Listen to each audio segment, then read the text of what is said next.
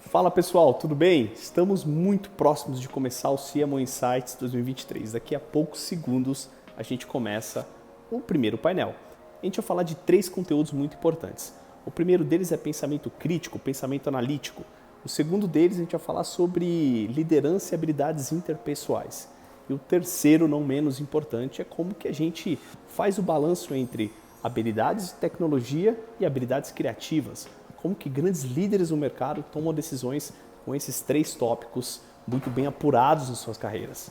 Bom, vamos para o conteúdo e eu espero que vocês gostem. Tchau, tchau.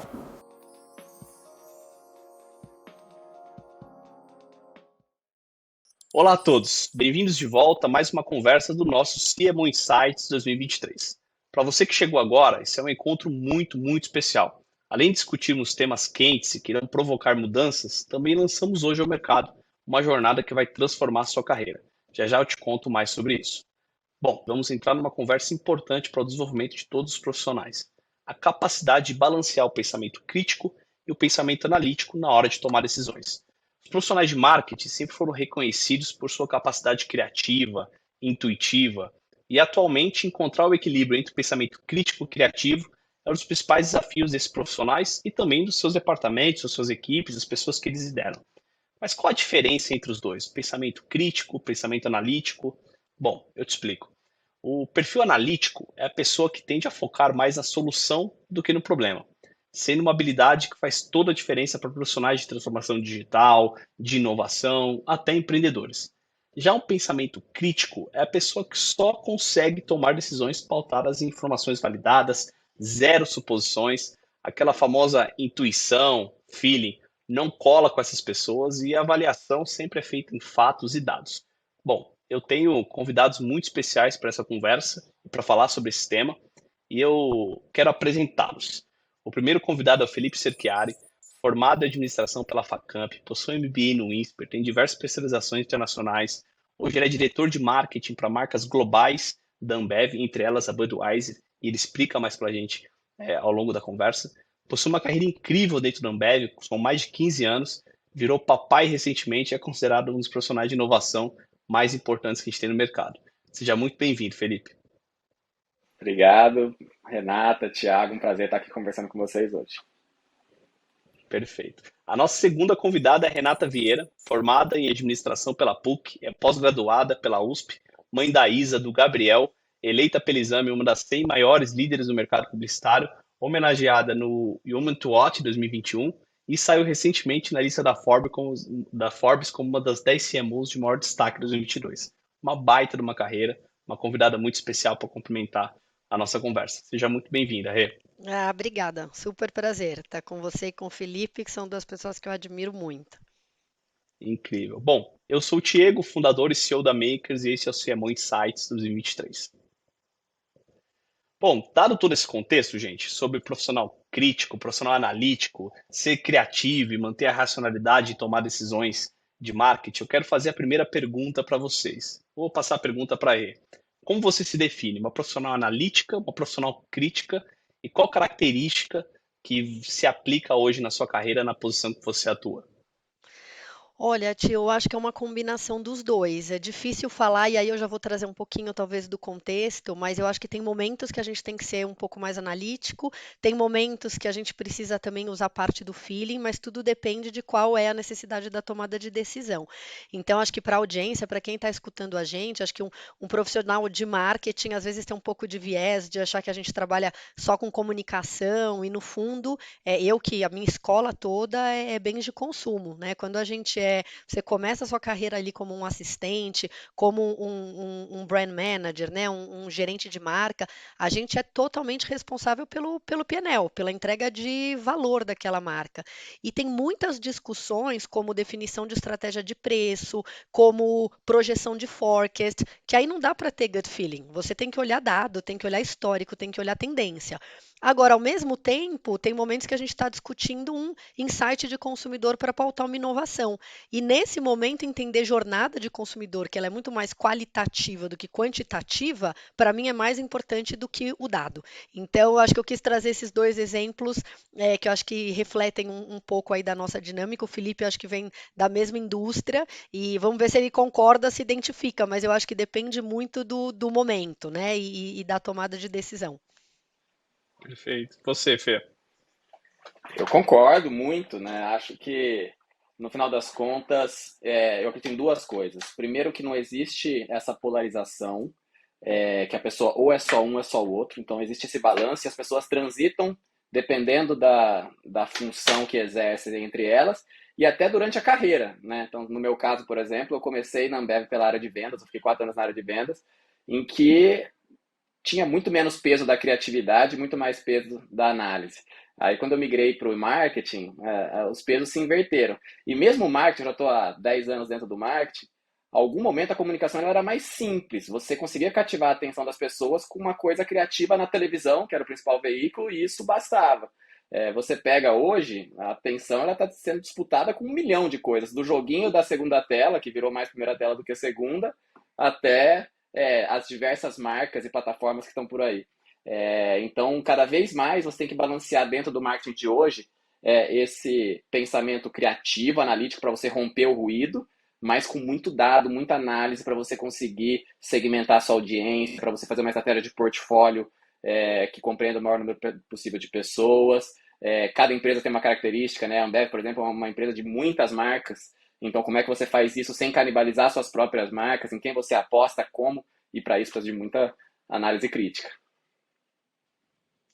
Interessantíssimo a opinião de vocês, né? Mas eu vou pegar vocês num pulo que eu quero trazer um pouco da construção desse pensamento até chegar na cadeira que vocês estão hoje. Então, como que foi, como que vocês perceberam que precisavam balancear os dois pontos? Bom, eu quero trazer uma reflexão aqui. Segundo o estudo CMO Playbook da Capgemini, aponta que mais de 3/4, 76% dos CMOs atualmente são responsáveis pelo crescimento do negócio, seja diretamente ou indiretamente, com responsabilidade compartilhada entre as áreas e tudo.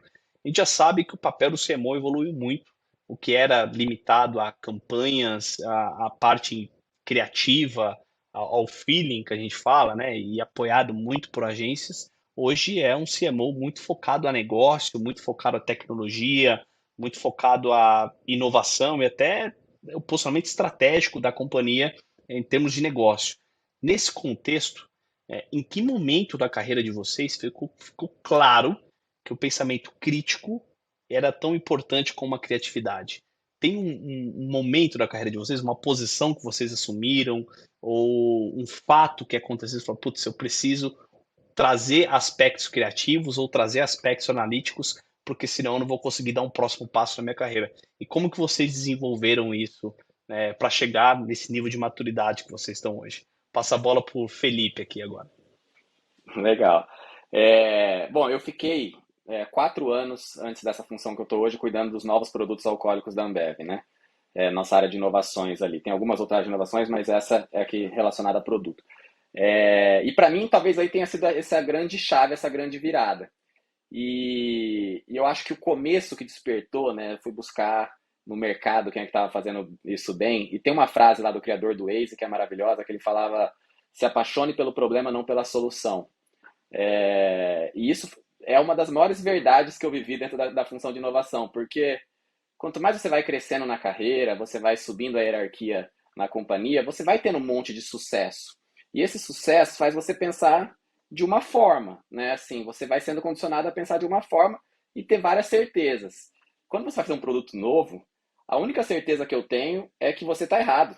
Esse é o fato. Você já nasce errado. Você não sabe, é impossível você, de dentro de uma organização, uma pessoa saber o que tem que ser feito e tal. Essas respostas, elas vêm de geração disso, de hipóteses, e depois de validação dessas hipóteses. E por isso que a gente fala que o mundo evoluiu bastante para os squads, para a descentralização, para tomar decisão na ponta, porque para você conseguir validar essas hipóteses, você precisa de muito mais gente, você precisa testar vários caminhos e tal. Então, acho que foi nessa função que eu entendi que talvez dentro de casa, analisando planilha, você teria algumas respostas, outras não, e que o peso migrava um pouco mais para esse lado de se apaixonar pelo problema. E você, Rê? Eu vou complementar e acho que eu vou fazer um paralelo com a realidade que eu estou vivendo hoje em dia, tá? Quando eu cheguei na Rect, eu fiz um movimento, né? Para quem não acompanha aí, é claro que a gente está ali trabalhando na nossa carreira e entendendo quais são os capabilities, o que que a gente precisa desenvolver. E eu estava muitos anos na indústria de alimento e queria fazer um movimento para uma outra indústria, e estou agora na indústria de higiene. E quando eu cheguei aqui na Rect, eu escutava muito sobre, nossa, é uma companhia super analítica, muito data-driven, as reuniões elas são super pesadas. E aí eu cheguei e realizei que, de fato, era tudo verdade, tudo que tinham me falado. Eu nunca, assim, das 3 companhias que eu trabalhei antes, eu tive longos ciclos aí, eu acho que é a companhia que mais tem informação. Só que o que eu fui realizando ao longo do tempo, e eu vou falar isso publicamente, porque isso foi algo falado a semana passada num fórum que eu estava com o time global, para mim, a Rect é um exemplo de uma companhia que é tão apaixonada pelo how. E o que, que eu quero dizer com o how?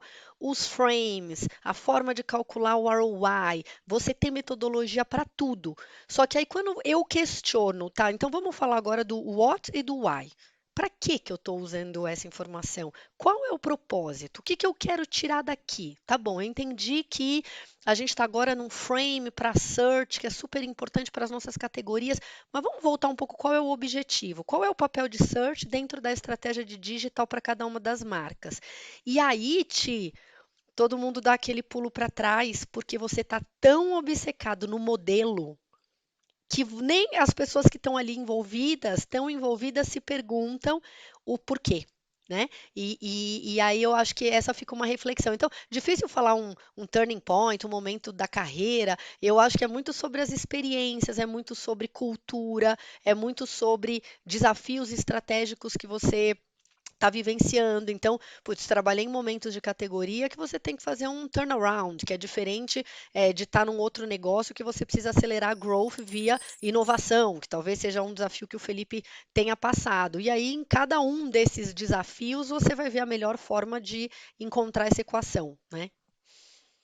Muito, muito interessante. E é sobre contexto também, né? O ambiente que ele provoca você a sair da zona de conforto e pensar de forma diferente. Bom, e quando vocês vão contratar alguém para o time de vocês? Vocês devem ter passado por diversas vezes, diversas fases na carreira de vocês, em diversos contextos de montar equipe, de trocar equipe, de, enfim, absorver pessoas. Qual o peso que vocês dão para as habilidades técnicas e para as habilidades, vamos lá, soft e hard skills? Como que vocês balizam isso numa conversa, numa entrevista, numa decisão de trazer alguém para o time de vocês? Ou até para promover uma pessoa? Rê, vamos começar com você. Vamos lá. Assim, eu acho que ultimamente eu tenho ponderado muito esse equilíbrio entre o balanço estratégico e a execução. Então, talvez eu vou mudar um pouco, eu vou sair dos soft skills ou de falar de perfil mais analítico, mas na indústria que eu estou há tantos anos, você precisa ter alguém sentado na cadeira de marketing que seja capaz de liderar o futuro da organização, porque marketing é responsável pelo médio e longo prazo, né? A gente tem que ser accountable ali por olhar para os próximos 3 anos, identificar quais são as grandes tendências, quais são os pilares de crescimento de cada uma das marcas, das categorias, mas ao mesmo tempo eu preciso de um time que consiga sentar com vendas e discutir por que que a gente perdeu participação de mercado no último mês. Então, esse equilíbrio, e ao mesmo tempo tá junto com o diretor de e-commerce para falar de Omni, que hoje é uma realidade, dado que o shopper, antigamente, na nossa indústria, visitava 3 canais diferentes. Hoje ele visita 9 canais diferentes, com um approach totalmente Omni. Então, você precisa ter alguém que hoje tenha essa habilidade de navegar entre o curto prazo, entre o médio e longo prazo, entre a execução e entre a visão estratégica. Muito bom. Muito legal, Rê. Assim, eu acho que também acho que essa contratação depende da função, né? Então, obviamente, com áreas mais técnicas você acaba dando um peso maior, talvez para essas habilidades mais técnicas. Mas uma coisa que eu sempre trouxe comigo na carreira e tem relação com isso que a Rê falou é que o conhecimento você ensina. a atitude é difícil desenvolver, é mais difícil. Você desenvolve, mas é mais difícil. Então, sempre busco na contratação identificar aquelas pessoas que têm atitude. Atitude de estar sempre aprendendo, atitude de conseguir ter um impacto desde o diretor até a equipe depois que vai estar lá na ponta, atitude de ser curiosa e estar preocupado com o que está saindo. A gente está vivendo um mundo que ficou muito complexo. Assim, se você for cair para dentro de cada uma das ferramentas, um ROI mesmo que a Rê falou, tem 70 variáveis que fazem aquele ROI só de uma das métricas, e depois você tem mídia, depois você tem investimento, enfim, 1 milhão de outras coisas para você analisar. Então, a mistura que eu sempre busco é atitude com essa visão estratégica, essa capacidade de dar um zoom out nos problemas, identificar qual é o problema que você está fazendo, não focar só na solução, com uma capacidade de simplificação. As pessoas que conseguem simplificar esses problemas complexos em narrativas simples são as que eu tenho visto que têm feito a maior diferença dentro da indústria.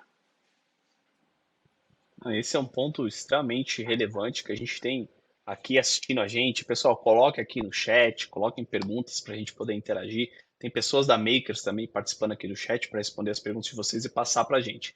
Mas a gente tem pessoas que estão nesse momento de trilhar a carreira.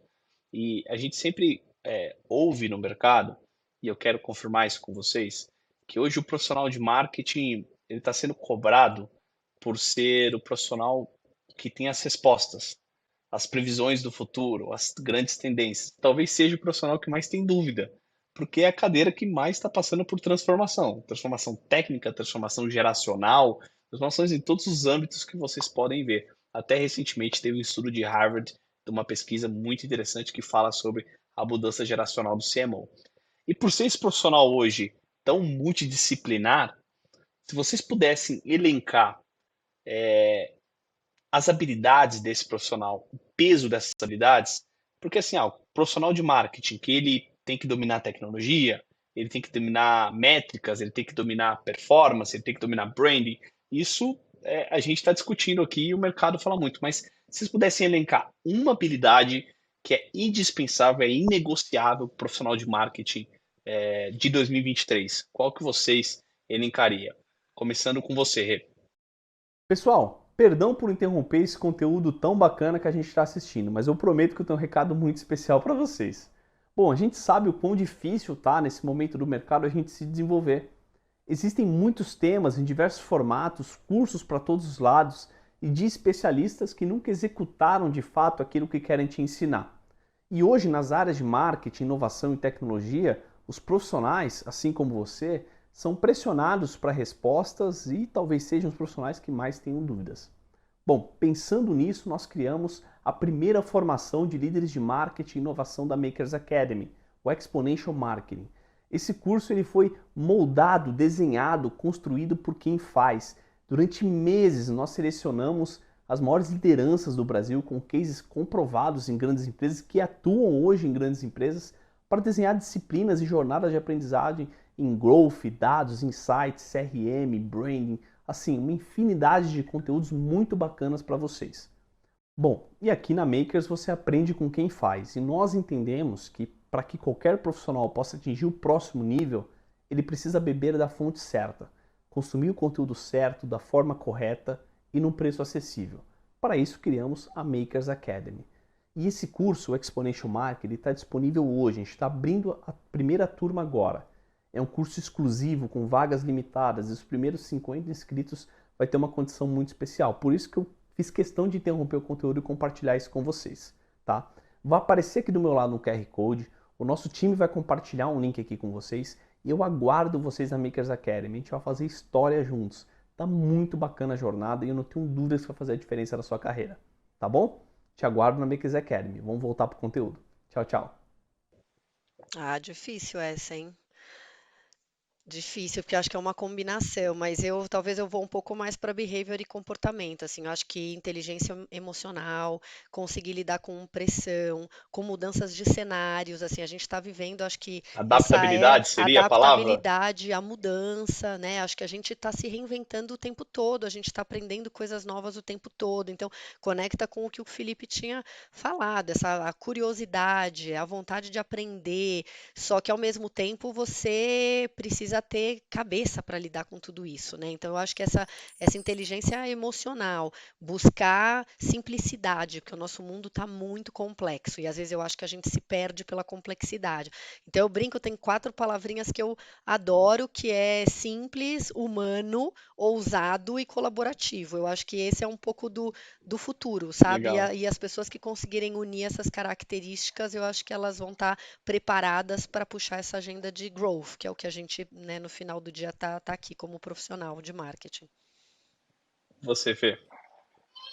Eu diria, adorei a resposta da Rê, fiquei até refletindo aqui, mas eu diria que, até para complementar esse lado que ela trouxe, até assim, o, o mundo está cada vez mais complexo e cada vez mais intenso, né? Então, essa inteligência emocional, assim, ela é quase que a base, e a gente está vendo muito as pessoas não terem essa base ou perderem essa base por nós mesmos, né? Na pandemia, etc. Então, adorei a resposta da Rê. Mas o que eu diria, assim, principalmente para quem está se formando, não adianta encanar muito com. Ah, tem uma matéria que eu preciso desenvolver, tem, sei lá, uma ferramenta que está todo mundo falando, tem todos os hypes da vida aí, né, do NFT, do não sei quem. Eu acho que não é por aí, assim. Talvez o grande segredo seja você conseguir se manter humilde para saber que você sempre vai saber menos do que poderia ou menos do que você tem potencial. E você alimentar essa sua sede de estar constantemente aprendendo e testando ferramentas novas, né? Eu acho que é por aí. Por exemplo, né, você mencionou, estou com uma filhinha de 10 meses, Maria Clara, e minha sogra veio essa semana para cá para ficar com ela, de Alagoas, e ela veio passar aqui uma semana com a gente. E aí eu estava testando aquela ferramenta do chat GPT, né? Fui lá, coloquei no celular, comecei a brincar um pouco. É, E aí, quando a gente fala dessa habilidade, é menos sobre você tem que saber sobre. Ela tem uma escola de criança, de 1 a 4 anos. Aí eu falei, ó, deixa eu te mostrar um negócio novo aqui. Ela tem mais de 70 anos. Deixa eu te mostrar um negócio novo aqui. Aí mostrei o chat GPT para ela. Falei assim, que legal, para que serve? Aí eu falei assim, ó, por exemplo, me faça uma carga, uma grade curricular de uma escola de crianças de 1 a 4 anos. Aí ele fez. Aí ela falou assim, legal, parece o Google, né? Falei assim, mas ó, deixa eu fazer um prompt diferente agora. Me fala essa resposta se você fosse o Steve Jobs. Foi impressionante a mudança da resposta do chat GPT. Ela ficou apaixonada por esse negócio. Ela falou assim, cara, como é que eu faço para instalar isso? Será que dá para ensinar isso já para as crianças que estão lá em algum momento? Então, acho que assim, e ela, né, de novo, minha sogra, né, outra geração. Então, essa humildade para você saber que você tem que estar sempre aprendendo, ela é muito mais poderosa do que o conhecimento de qualquer ferramenta. Todas as ferramentas vão mudar, tudo vai mudar. Essa é a única certeza, né? Tem que ser adaptativo. É, essa sua resposta, Fê, ela me lembrou um livro lá de 2000 e começo de 2010, começo da última década, que é o livro da Carol Dweck, Mindset, que ele fala de mindset fixo e mindset de crescimento. O quanto aquilo é super atual, né? Que é é um growth mindset, você se manter aberto a aprender o tempo inteiro. Eu acho que esse é um mantra para um profissional do mercado. Agora, a minha próxima pergunta para vocês é: quando a gente olha o mercado, um grande dilema dentro das companhias é a falta de talento. Puta, falta talento no mercado, a gente tem dificuldade de contratação, por uma série de motivos estruturais, enfim, não vamos entrar nesse mérito aqui. Mas quais são as maiores lacunas hoje quando abre uma vaga no time de vocês e vocês vão buscar esse talento no mercado? O que vocês gostariam? É behavior? É habilidade técnica? O que vocês sentem de dificuldade no mercado quando vocês abrem uma vaga? Que para a galera que está assistindo a gente aqui, fica como um insight, fica como um toque para poder se desenvolver ou ter uma atitude diferente quando uma posição dessa for aberta. Eu diria que, pensando em contratação, assim, eu sou muito dessa linha do atitudinal, né? Assim, como é que você consegue trazer isso para a organização. E eu acho que o nosso sistema hoje, ele vai te colocando em caixinhas, né? Então você vai para a escola, tem só um jeito de aprender, ou majoritariamente um jeito de aprender, você vai para a faculdade, aí tem a prova no final para você passar de ano ou não. E cada vez mais, assim como tem o Google, assim como tem o ChatGPT, assim como tem outras ferramentas aí, não é mais sobre decorar as coisas, saber na ponta da língua, é sobre saber procurar, é sobre saber se relacionar, é sobre saber cooperar, é sobre ouvir pessoas diferentes, que a Rê estava mencionando, e ouvir de verdade para você formar a sua opinião, e aí, a partir daí, se você sair com uma ação, um projeto muito mais fundamentado do que se fossem só pessoas iguais tomando decisão. Então, acho que todas essas capacidades são as mais interessantes de se buscar na hora da contratação, assim. E também ouvindo a Rê, eu acho que, assim, cada vez mais a gente está encontrando pessoas legais de todos os tipos no mercado, assim, né? E aumentando essa densidade de talentos, assim, em várias áreas, além de ter um papel também, eu acho que das organizações, de você formar as pessoas, você dar mais oportunidades, você conseguir entender que os contextos os pontos de partida foram todos diferentes, né? São todos diferentes, principalmente quando você fala de vários tipos de diversidade, e como é que você consegue criar uma balança ali para puxar as pessoas e conseguir fazer esse nivelamento para cima de todos, né? Então, eu acho que eu gosto de ver o movimento como isso virou uma pauta de todo mundo, e que tem muita gente engajada em fazer essa transformação acontecer, né? Excelente ponto, muito, muito bom mesmo, e fico feliz de tocar nesse assunto e ver que de lideranças tão inspiradoras como vocês, esse é um pensamento, é uma realidade e é uma pauta que está na mesa e vocês estão liderando isso dentro de grandes empresas. Bom, a gente está chegando no final do nosso evento, do nosso painel. Passou muito rápido, foi muito bacana essa conversa. Mas antes de eu me despedir dos nossos convidados, eu quero fazer uma última pergunta, uma pergunta quase que para o nosso chat aqui. Se vocês pudessem dar um conselho, olhando 10, 15 anos atrás na carreira de vocês, o que vocês falariam por profissional, por Felipe de 15 anos atrás, para Renata de 15 anos atrás, que muitas pessoas estão assistindo a gente, estão na mesma fase que a Renata e que o Felipe de 15 anos atrás, que fala, olha, presta atenção nisso, não perde tempo, porque esse é um ponto, é algo que vai fazer diferença na sua carreira lá na frente. O que você falaria para a Renata de 15 anos atrás? O que você falaria para o Felipe de 15 anos atrás? Bom, Vamos lá, Rê. vamos lá, eu começo. Acho que eu vou repetir coisas que eu já falei aqui, Ti. Acho que é essa habilidade de você olhar para o hoje e para o amanhã, tá? Então, eu acho que isso, para um profissional na nossa área, é super importante. Então, esse equilíbrio entre execução e visão estratégica.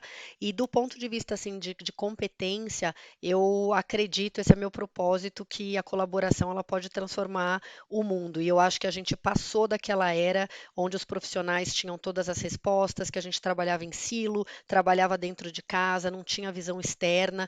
Eu acho que a colaboração e a pandemia ensinou muito a gente nesse sentido, né? Os concorrentes juntos, eles podem fazer muito mais pela sociedade. Quebrou uma visão que não existia dentro da nossa indústria. Então, eu acredito pessoalmente, sou uma pessoa que puxo muito essa agenda, que trago os parceiros e acredito que cabeças juntas, elas pensam muito melhor do que uma só. Então, eu deixo esse convite para quem estiver nos escutando. Muito legal. Eu vou deixar um insight aqui que eu fui tendo ao longo da carreira, que pode funcionar para mais pessoas além de mim, assim. É engraçado que você vai entrando nas funções, né? E eu estou há 15 anos na mesma empresa, então eu passei já por 7, 8 funções ao longo desse tempo. E é engraçado porque você vai indo bem e você vai sendo promovido, porque você está indo bem e tal. E depois de um certo tempo de carreira, eu olhei para trás e eu falei assim, cara, eu tenho poucos legados de transformação. Tem bastante melhorias aqui, até por isso fui andando, mas quais são os grandes legados que eu posso falar que ficaram nessas funções? Eu acho que já faz umas 2, 3 funções que, ao sentar na cadeira, a primeira coisa que eu tento fazer é o que significa transformação para essa área? O que significa transformação? Mudar de patamar para esse projeto. Abrir esse gap logo no começo, simplificar a sua narrativa, simplificar os seus focos, a sua atenção, para que você consiga fazer a transformação mais importante e não se envolver num milhão de outros projetos e deixar a rotina te engolir, os processos te engolirem, talvez tenha sido o grande aprendizado de carreira que eu gostaria de ter tido o mais cedo possível. Adorei. Baita insight. Me identifiquei, Adorei. me identifiquei. Eu também me identifiquei. Tem um ponto na resposta. Adorei a resposta do Felipe. Identifiquei, eu comecei a pensar em vários momentos aqui da minha carreira também. Tem um ponto na resposta da Rê que me chamou muita atenção: colaboração. Vou dar meus 2 centavos aqui de contribuição. Em 2017, eu estava nos Estados Unidos, eu estava estudando e eu comecei a me conectar com muitas comunidades de startups mesmo. E me chamou muita atenção o senso de colaboração que os empreendedores, somente empreendedores que estão em early stage, eles possuem. Eles trocam muita experiência um com o outro. E quem avança um estágio, puxa os outros e eles acabam quase que tendo um aprendizado horizontal. E esse foi o primeiro insight para a criação da Makers. Criar uma comunidade onde as pessoas pudessem aprender de forma horizontal, elas pudessem colaborar. A gente pudesse, aqui, igual esse painel que a gente está conversando e compartilhando com as pessoas que estão aqui no chat, ideias, insights, conselhos, isso aqui é uma forma de colaboração também. Então a palavra colaboração sempre esteve muito presente na minha vida, eu adorei a resposta da Rê. Bom, chegamos ao final do nosso painel 2, a gente tem mais uma conversa daqui a pouquinho, incrível. Eu quero agradecer a Renata, quero agradecer o Felipe. A gente passou por pensamento crítico, pensamento analítico, momento de carreira, gaps do mercado, se o profissional de marketing ele tem que ser mais criativo, mais analítico, como isso se traduz para dentro das companhias no momento atual, por mercado, por agenda ESG, enfim, muita coisa bacana. Obrigado pelo seu tempo, pela atenção e compartilhar tanto insight aqui com a gente. Obrigada a vocês, foi um prazer. Pena que passou tão rápido. Passou rápido. Felipe, obrigado também, meu amigo. Foi ótima a conversa. Que honra fazer parte desse grupo aqui. Obrigado pelo convite. É isso, gente. Até daqui a pouco, hein? Tchau, tchau.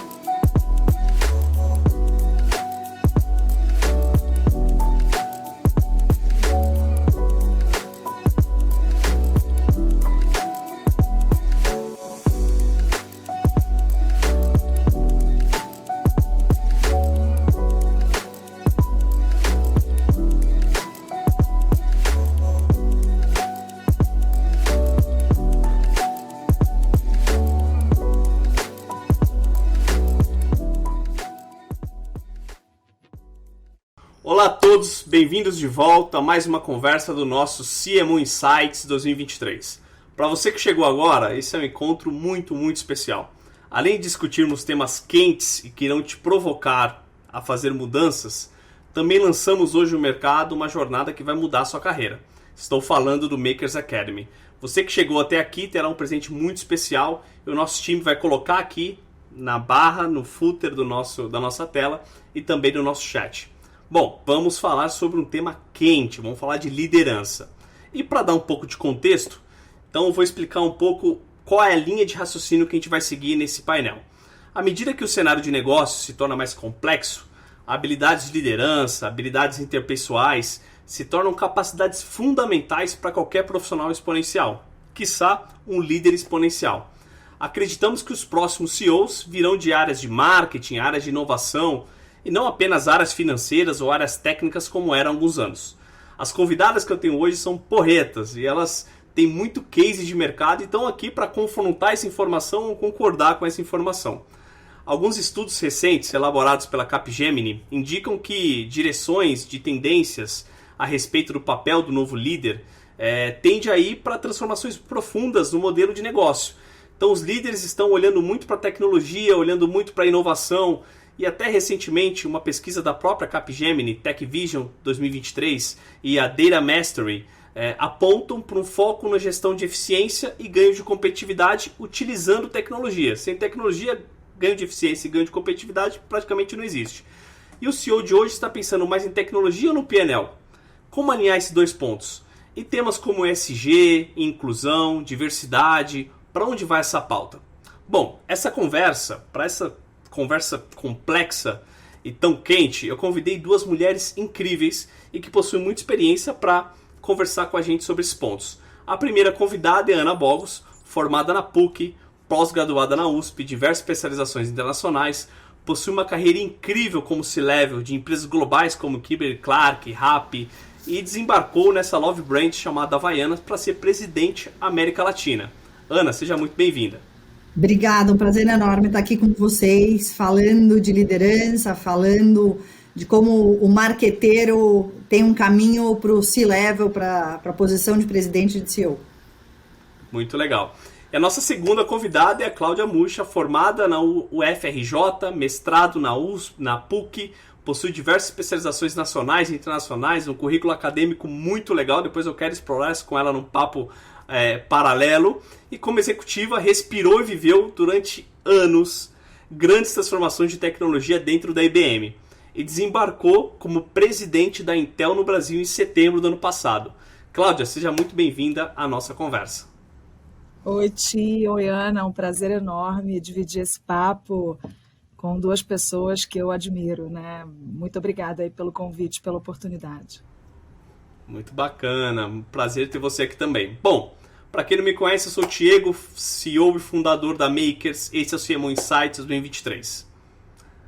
Vamos lá, a primeira pergunta, se vocês pudessem citar, quais foram, ou qual foi, a habilidade que fizeram vocês sair de uma cadeira diretiva para ocupar a principal cadeira da companhia que vocês estão hoje. Eu passo a palavra para a Ana. Qual foi uma habilidade, Ana, se você pudesse listar? Olha, isso aqui me tirou de uma carreira diretiva e eu sentei na cadeira de General Manager, de CEO, por ter essa habilidade. Tia, acho que não tem uma fórmula mágica, uma habilidade só, mas eu gosto sempre de citar duas, que é o C ao quadrado, coragem e curiosidade. Eu acho que essa combinação de coragem com curiosidade leva a gente a explorar novos mundos, né? A se arriscar. E acho que foi aí que eu saí da minha zona de conforto, de especialista, e fui explorar novos mundos. E acho que hoje, realmente, quando a gente olha a liderança tem que ser uma liderança mais pluri, né? Menos especialista, porque tem dores por toda a companhia. Então, acho que é o C ao quadrado, coragem com curiosidade. Muito legal. E você, Clau? Se você Pergunta pudesse listar uma habilidade. Eu acho que a gente vai fazendo planos, né? E às vezes Deus ri na nossa cara, mas eu acho que é importante a gente não abrir mão do protagonismo na gestão da nossa vida e da nossa carreira, né? Então, acho que se eu pudesse citar, na verdade, eu vou fazer uma narrativa rápida aqui, né? Eu acho que o primeiro ponto é a questão de entender que crescimento e conforto não coexistem, né? Então, realmente estar disposta a encarar mudanças, desafios e entrar nessa jornada de crescimento que muitas vezes não é confortável, mas te torna uma pessoa e um ser humano muito melhor, muito mais forte. Acho que o segundo é sempre manter uma escuta ativa que gere uma intencionalidade, né? Então, a partir da escuta ativa, você ouve o mercado, você ouve os outros e você dispara efetivamente o gatilho da intenção de agir. Acho que o terceiro, que talvez não seja tão comum para as mulheres e tem que ser mais, é a questão do network, né? No sentido mais positivo da palavra. Então, como é que a gente realmente interaja e participa de grupos, conhece pessoas, mentores, colegas, enfim, que tenham um mindset mais diferente do nosso. E acho que o último seria manter um growth mindset, né? A gente realmente está aberto a oportunidades de aprendizado, oportunidades de desenvolvimento, encarar sempre o desafio de uma maneira positiva, como uma jornada de crescimento dentro da nossa vida. Não, são temas, growth mindset, a gente falou no último painel. No último painel a gente falou de growth mindset, que ele correlaciona com um livro da Carol Dweck que surgiu no mercado em meados de 2010, 2011, né? Falava de mindset fixo, growth mindset, e é um tema tão atual hoje para qualquer desenvolvimento de carreira. Bom, eu quero fazer uma segunda pergunta, então.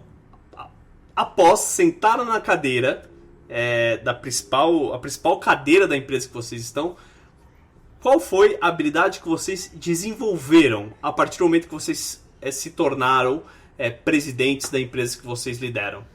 Passo a bola para você, Ana. Qual habilidade você não imaginava que você ia desenvolver, mas quando você sentou na cadeira você falou, poxa, aprendi isso aqui?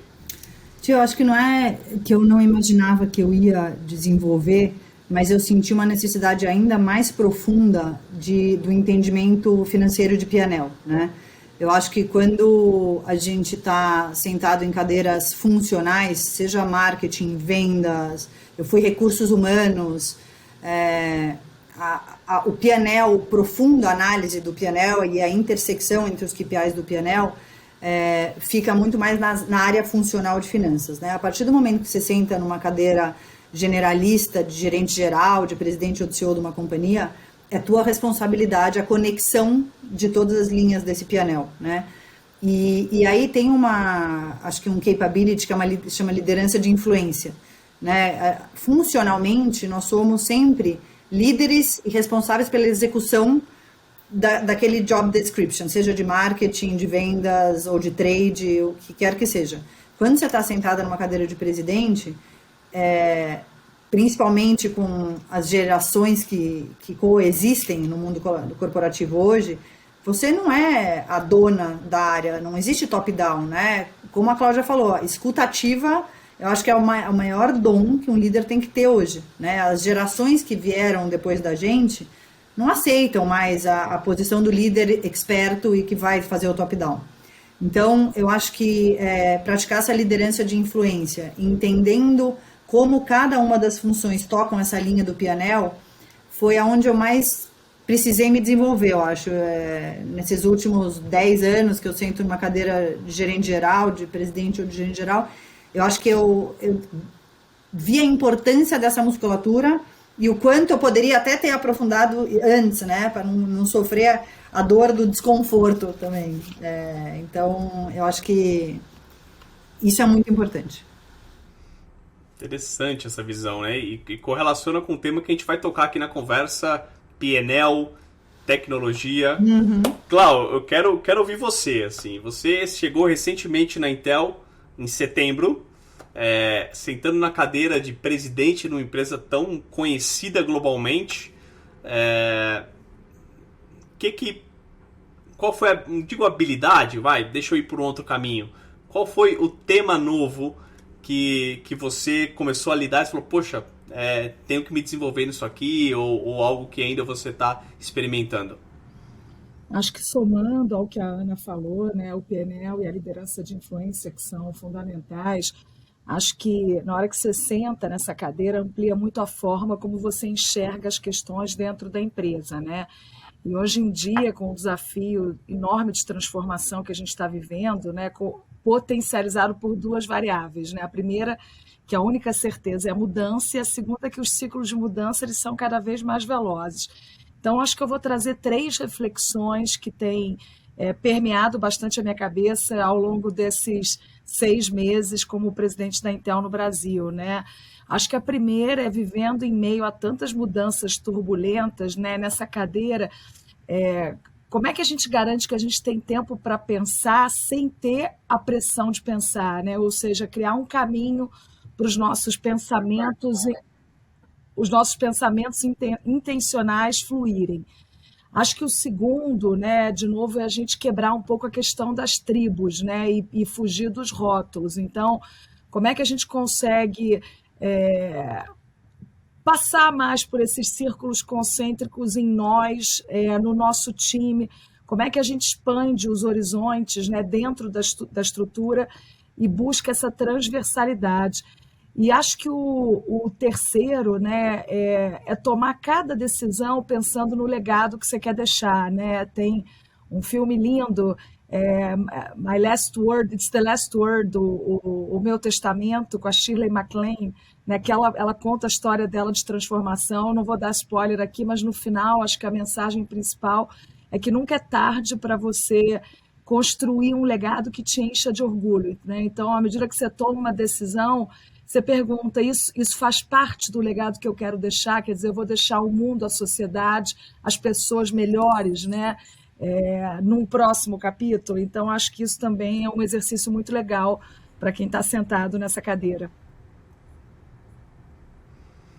Interessante. A gente tem duas visões muito complementares, né? A Ana trouxe uma visão técnica, uma visão holística, começar a olhar PNL, começar a olhar a conexão entre os departamentos e fazer toda essa engrenagem girar em prol de um objetivo. A Clau traz uma visão mais romântica até de certa forma, e legado e propósito. Eu acho que a junção das duas coisas torna de fato um CEO exponencial. Agora eu quero voltar para o contexto ali da nossa conversa. Muito tem se cobrado e muito tem talvez de certa forma uma pressão do mercado para falar de tecnologia. Tecnologia tem que ser a pauta do CEO, tecnologia tem que ser a pauta do líder. Uma empresa que não fala de tecnologia, que não respira tecnologia aos olhos do mercado, aos olhos das pessoas que estão sendo lideradas, ela é uma empresa obsoleta. Mas como liderar com responsabilidade de PNL, de pressão por resultados, se você tem que pensar em inovação também? Qual que é o equilíbrio dos dois temas, do seu ponto de vista, Ana? Você está fazendo essa pergunta, ontem a Bain Company fez um fórum, eles fazem uma vez por ano, um fórum de CEOs, e o Jimmy Allen vem falar, né? E cada ano ele traz uma provocação. E ontem a provocação foi justamente que o desafio do CEO até pouco tempo atrás era curto e longo prazo, né? Então, nossa, eu tenho que entregar o resultado do quarter, mas eu tenho que construir a visão, né? O legado. E tem um desafio novo e muito mais eminente, que é o tema de core e de new, né? E como o CEO, ele investe o tempo dele de mente, de agenda e de comunicação para dentro do time, com esses dois aspectos. O que a gente foca no core, o que eu uso da minha cabeça, o meu pensamento, a Cláudia falou, o teu tempo, né, de pensamento para o core, e quanto eu uso para o novo, para o digital, para a transformação. E aí, realmente, o CEO, o presidente, ele deveria estar com a cabeça no novo. 80% do tempo, a cabeça do presidente, do CEO, deveria estar no novo. Mas quando você fala de agenda, a agenda do CEO, do presidente, deveria estar 50% de cada lado. E quando você fala da comunicação do presidente, a comunicação deveria ser o inverso da cabeça. 80% no core e 20% no novo, né? Porque o core entrega e equilibra esse curto prazo. O novo, que se equilibra entre curto e longo, o longo tem que ser mais prático. Não dá mais para ser aquele sonho que eu quero lá na frente abrir um segmento completamente novo. Ele é mais assertivo, o longo, né? Mas aonde o CEO e o presidente equilibra agenda, mente e comunicação tem que ser questionado. E quando ele fala tudo isso, para mim me tocou muito, né? Eu não tinha tanta clareza disso e eu refleti nas últimas 24 horas bastante disso. E a transformação digital vem muito daí, né? A transformação digital está no core ou está no novo? Dependendo do segmento da tua empresa, onde é a transformação digital, né? E como você move a tua agenda e a agenda da companhia no tema de comunicação para isso. Então, eu acho que tem diferentes momentos de companhia. A mudança é a única variável que é inquestionável, né? Vai acontecer. E acho que você tem que fazer realmente essa transformação digital. Eu vejo isso pela companhia que eu lidero hoje. Ela tem que sair da posição de tecnologia, né? Do CTO, e tem que permear a companhia inteira. A transformação digital é inovação, mas não é uma inovação encapsulada. É uma forma de pensar diferente cross-companhia. E daí você trazer isso para todos os fóruns, né? Acho que é um desconforto geral, mas eminente. Então, como você traz isso para o dia a dia? Muito legal. No caso da Cláudia, a tecnologia sempre foi o core, né, Cláudia? O que é o new para você, né? O tempo que você passou na empresa que você estava anteriormente, agora nessa, sempre tecnologia foi um core. O que é new para um presidente, um CEO de uma empresa de tecnologia? Onde você equilibra os pratinhos para pensar no PNL, no resultado e no novo? Se o core é tecnologia, né? Pessoal, perdão por interromper esse conteúdo tão bacana que a gente está assistindo, mas eu prometo que eu tenho um recado muito especial para vocês. Bom, a gente sabe o quão difícil tá nesse momento do mercado a gente se desenvolver. Existem muitos temas em diversos formatos, cursos para todos os lados e de especialistas que nunca executaram de fato aquilo que querem te ensinar. E hoje, nas áreas de marketing, inovação e tecnologia, os profissionais, assim como você, são pressionados para respostas e talvez sejam os profissionais que mais tenham dúvidas. Bom, pensando nisso, nós criamos a primeira formação de líderes de marketing e inovação da Makers Academy, o Exponential Marketing. Esse curso ele foi moldado, desenhado, construído por quem faz. Durante meses nós selecionamos as maiores lideranças do Brasil com cases comprovados em grandes empresas que atuam hoje em grandes empresas para desenhar disciplinas e jornadas de aprendizagem em growth, dados, insights, CRM, branding, assim, uma infinidade de conteúdos muito bacanas para vocês. Bom, e aqui na Makers você aprende com quem faz e nós entendemos que para que qualquer profissional possa atingir o próximo nível, ele precisa beber da fonte certa, consumir o conteúdo certo, da forma correta e num preço acessível. Para isso criamos a Makers Academy. E esse curso, o Exponential Marketing, está disponível hoje, a gente está abrindo a primeira turma agora. É um curso exclusivo, com vagas limitadas, e os primeiros 50 inscritos vai ter uma condição muito especial. Por isso que eu fiz questão de interromper o conteúdo e compartilhar isso com vocês, tá? Vai aparecer aqui do meu lado no QR Code, o nosso time vai compartilhar um link aqui com vocês e eu aguardo vocês na Makers Academy. A gente vai fazer história juntos. Tá muito bacana a jornada e eu não tenho dúvidas que vai fazer a diferença na sua carreira, tá bom? Te aguardo na Makers Academy. Vamos voltar para o conteúdo. Tchau, tchau. Exato, né? Acho que o tema, né, transformação digital numa empresa que tem a inovação no seu DNA como a Intel, é algo que permeia muito o nosso dia a dia, a visão estratégica, né? É uma curiosidade interessante, graças à Intel, né, o Vale do Silício tem o silício no nome, né? Então, a tecnologia é cada vez mais essencial em todos os aspectos, né, do nosso cotidiano, né? E na hora que a gente olha aí a próxima década, é a digitalização contínua de tudo, né? Como a gente trabalha, aprende, se conecta, se desenvolve. Então, é realmente o cerne da operação e a gente tem um orgulho enorme, né, de estar viabilizando tecnologia para os nossos clientes realmente poderem transformar os seus negócios e o futuro. E acho que quando a gente pensa em transformação digital, eu gosto muito dessa visão de 3 pilares, né? Acho que primeiro é a experiência do cliente no centro, né? Como é que a gente repensa todo o negócio com foco no cliente, entendendo as personas, entendendo as jornadas, revisitando a estratégia, né, do go-to-market, como a gente, de fato, cria uma experiência diferenciada, personalizada, intuitiva para o cliente. Segundo, que tem a ver um pouco com o ponto do core, né, que a Ana explorou, como é que a gente busca também a excelência operacional, como é que a gente otimiza a nossa operação para acelerar o crescimento, redesenha as cadeias de valor e aproveita o uso, né, de ferramentas digitais e soluções cognitivas para a gente alimentar a organização ambidestra, né, com os benefícios financeiros que a gente gera a partir de uma operação automatizada, com processos revisados, com escalabilidade dentro da organização, a gente acaba financiando a transformação e entregando uma experiência cada vez mais customizada para o nosso cliente. E acho que o terceiro e último ponto é pensar com essa cabeça expandida de ecossistema, né? Quando a gente fala de transformação digital e inovação, como é que você realmente cria um ecossistema escalável e você monetiza a partir do ganho de escala, né? A gente vê grupos que atendem o cliente nas suas mais variadas necessidades dentro de um único lugar, né? Então, eu acho que a integração e a sobreposição das indústrias através do modelo de ecossistema é um ponto muito importante, estrutural, no contexto de transformação digital. Muito, muito interessante. Agora eu vou levar o nosso papo para um aspecto que se conecta bastante com o público que está assistindo a gente aqui. Pessoal, coloquem no chat perguntas, interajam com a gente, porque eu acho que a partir de agora as perguntas vão se conectar com a realidade de vocês. Tem uma pesquisa recente agora, saiu no final do ano da KPMG, que temas como propósito, valores, ESG, temas de transformação digital, obviamente, são fatores de retenção de talentos. Olha que interessante, se a gente olhar 10, 15 anos atrás, não eram temas que estavam na mesa para retenção de talentos.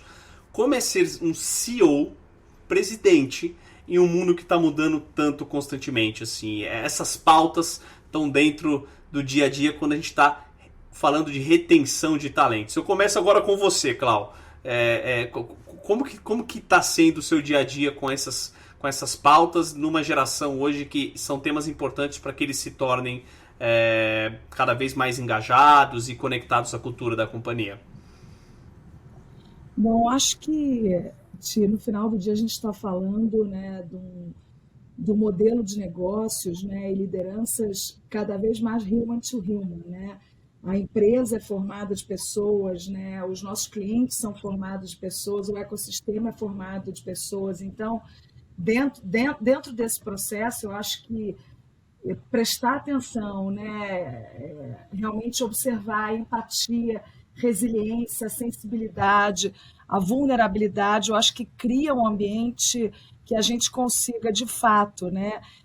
Atrair e reter talentos, né? Então, eu acho que o líder, né, que dentro de um mundo cada vez mais dinâmico, incerto e com mudanças, um líder que consegue exercer adaptabilidade, acho que talvez seja uma das competências do futuro, né? Como é que a gente toma decisão frente à incerteza, como é que a gente se sente disposto a falhar num caminho de aprender, de inovar, de avançar. Eu venho de uma formação de engenharia, sou engenheira eletrônica, quer dizer, para mim foi um processo, né, ressignificar o erro só é fracasso se você de fato não aprende nada com ele. E essa ressignificação para mim foi libertadora, né? E eu acho que numa posição de liderança, você criar esse ambiente, né, seguro, com abertura para as pessoas demonstrarem as suas vulnerabilidades, né? Você gerar confiança, você permitir a inovação, liderando através da inspiração, não pela hierarquia, eu acho que você cria de fato um senso de pertencimento e um senso de cuidado, né, de cada uma das pessoas, de realmente sentirem de maneira genuína que elas fazem parte daquela equipe, daquele propósito, daquele sonho, daquela transformação. Interessante. Tem um estudo agora da Capgemini chamado The People Experience Advantage. Eles fizeram uma pesquisa muito legal, entrevistaram milhares de profissionais e tem um dado interessante que eu quero trazer para uma pergunta para a Ana. 45% dos profissionais que eles entrevistaram, e eram profissionais que tinham a ideia, ou têm a ideia de sair da empresa nos próximos 12 meses, 45% deles disseram na pesquisa que mudariam de ideia se a organização que eles trabalham tivesse uma cultura mais inclusiva e diversa. Então, na sua opinião, Ana, qual que é o desafio seu pessoal de liderar novas gerações? A gente está vendo hoje millennials dentro das grandes empresas, em cargos cada vez mais estratégicos, ligados à tecnologia, à inovação. Quando a gente olha o futuro das companhias, a gente tem essas gerações inclusa dentro dessas dinâmicas, dessas discussões. Como é que é para você liderar essas novas gerações como CEO, como presidente, no caso? Eu vou trazer um exemplo vivo. A gente trabalhou juntos no RAP, né? E vou abrir um aspas aqui. Tem um livro chamado Full Spectrum Thinking, do Robert Johansen. Ele fala da mudança que aconteceu no mundo, né? O mundo era um mundo binário e o mundo passa a ser um mundo complexo, de full spectrum, né? E ele explora muito as pessoas que já nascem com full spectrum, que são essas novas gerações, né? 10 a 30 anos, e ele explora as companhias que nascem já nesse mundo full spectrum e as dificuldades que o ser humano, o indivíduo que não nasceu aí, nasceu o mundo binário, nós aqui, você não muito, tio, mas eu com certeza tive que, você também, Cláudia, então a gente teve que se adaptar a viver nesse mundo full spectrum, sair da zona de conforto, mas confiar, né, e explorar esse mundo cheio de possibilidades. Então, aí, voltando para a nossa experiência de RAP, que eu vivi ali, né? É um mundo com 1 milhão de possibilidades para você testar, para você explorar, para você errar. E essa geração mais nova, dos 20 aos 30, dizer assim, ele já vem preparado para esse DNA do erro e que está tudo bem, e vamos fazer A/B test, e o usuário não vai ficar machucado. O usuário sabe que a gente é novo, que a gente nasceu no mundo digital e que a gente está testando e estamos tentando melhorar, né? E quando eu chego no RAP, eu chego, nossa, não podemos errar, né? Quantos usuários cancelaram o pedido? Eu lembro no começo, sei lá, hoje 800 usuários cancelaram. Eu falei, gente, cada usuário é 100%. 800 pessoas terminaram bravos com o RAP. O que a gente faz? Não, Ana, eles sabem que a gente é beta ou é versão XYZ, a gente lança uma versão por semana e tá tudo bem. E eu acho que eu precisei desenvolver uma musculatura ali, que eu trouxe hoje para a minha realidade em Havaianas, que é muito mais esse lugar de possibilidades, e que a probabilidade de erro é muito maior que o binário, né? O binário é 50%. Quando você coloca um mundo de possibilidades, você vai testar 1%, pode ter 99% de chance daquilo ser errado. Mas a oportunidade está aí. E acho que as gerações novas, quando vêm nós líderes, presidentes de companhias abertos a isso, e escutando, né, com essa escutativa que a gente já mencionou aqui, todas as intenções de testes que existem, eles ficam. Eu acho que eles engajam, e a diversidade está nisso, né? Porque um vai querer testar o ecossistema com o produto na frente, o outro vai querer testar o ecossistema com o produto na vertical. E daí a gente tem que abrir e fazer o teste, ver o que performa melhor. E acho que se eles se sentem ouvidos realmente e participativos dessas decisões, eles querem ficar. Porque ninguém fica hoje só para receber um salário. Fica porque quer construir algo, né? Então, acho que o líder, o presidente, o CEO, está aberto a esse full spectrum, que não é simples, mas é o mundo que é hoje. Eu acho que engaja o indivíduo full spectrum, que é essa nova geração, né? E acho que daí a gente retém e constrói junto no final. Muito, muito interessante isso. E Clau, eu quero, pegando um gancho dessa resposta da Ana, obviamente você precisa abrir a cabeça para novas abordagens, para uma nova forma de se comunicar com o time, de motivar as pessoas, as ferramentas que foram usadas com você no começo de carreira, hoje talvez já não servem para a gestão. Quando você tem um conhecimento ou uma falta de conhecimento, onde que você vai buscar essa informação? Como que você se relaciona com essas gerações mais novas? Como que tem sido para você esse aprendizado? Que é um aprendizado constante, eu imagino, não? Sim, muito boa a pergunta. Eu acho que em qualquer posição, né, dentro da empresa, hoje em dia, com esse mundo mutante e rápido, né, acho que a humildade intelectual e a curiosidade são fatores básicos, né, que todo mundo tem que ter. E aí, com isso, você se transforma num lifelong learner, né? Eu sou uma lifelong learner convicta, né? Então, eu fiz várias formações e aprendo muito sempre com todas as formações.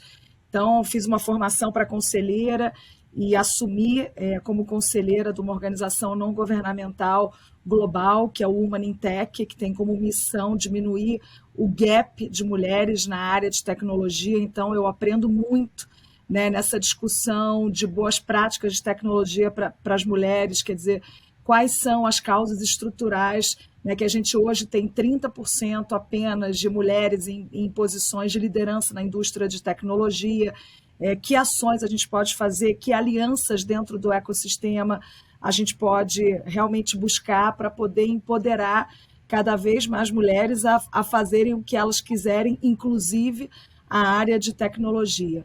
Acho que o outro ponto interessante é você aproveitar as oportunidades, né? Eu lembro que esse curso de conselheira, o módulo internacional foi em Israel.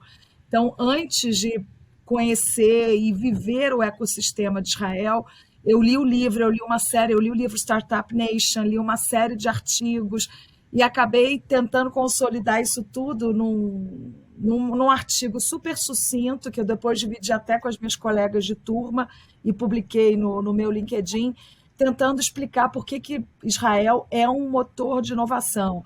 Então, aproveitar, né, todas essas viagens, tanto de estudo, quanto profissionais, quanto de lazer. Né? Eu amo viajar, tive o privilégio aí de visitar mais de 40 países em praticamente todos os continentes, e eu sempre estudo muito antes de ir. Então, eu faço um pre-work em relação à cultura, hábitos, a parte social, alimentação, etc. Então, você estuda, você experimenta. Eu gosto de ir para os lugares cotidianos, onde as pessoas locais vão, e você volta com uma bagagem e um nível de aprendizado que é incrível, né?